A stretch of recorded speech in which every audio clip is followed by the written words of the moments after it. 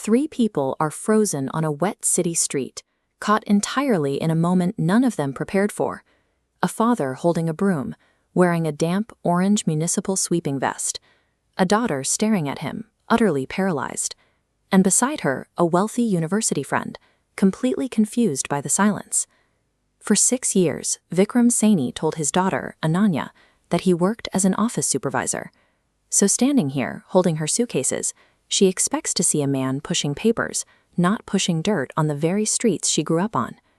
In a fraction of a second, Vikram reads the situation. He sees that his daughter is terrified of being exposed.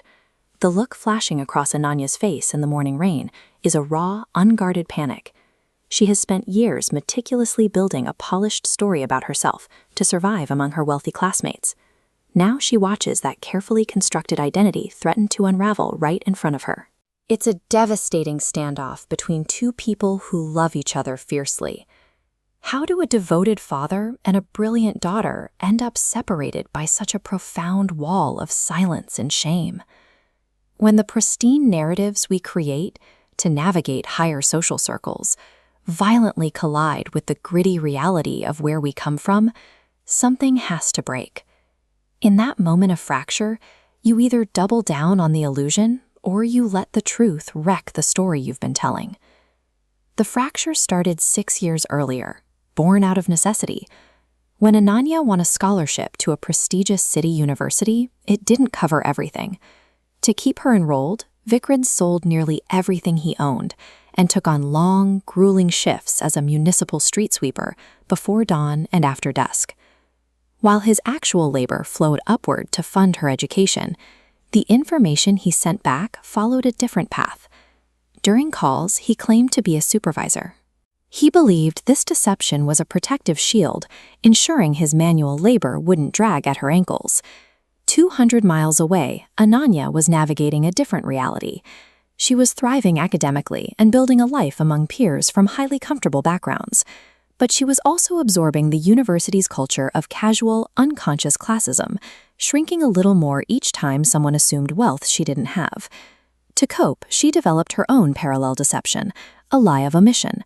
She began speaking of her hometown with a careful vagueness, dodging specifics about her upbringing to blend seamlessly into her new environment. Living a redacted life carries a heavy psychological toll. Soon, she found it was simply easier to omit the truth than to correct her friends. And as that guilt crept in, it became easier to visit less, to stop calling home entirely, rather than face the father she was actively hiding from the world. Mutual lies, even when born from protective love, act as an invisible wedge. By withholding the reality of their struggles, both the parent and the child end up isolated in their own private shame. All of which brings us back to that rainy pavement, and the suspended moment where 6 years of careful, distant phone calls finally catch up to both of them. Ananya manages to stammer out that she thought he was at the office. In that split second, Vikram faces a choice. He could offer another comfortable excuse to smooth over the tension. Instead, he realizes that protecting her with another lie will only push her further away. He decides to claim his reality. He tells her gently that this, the damp streets and the orange vest, is what supervising actually looks like.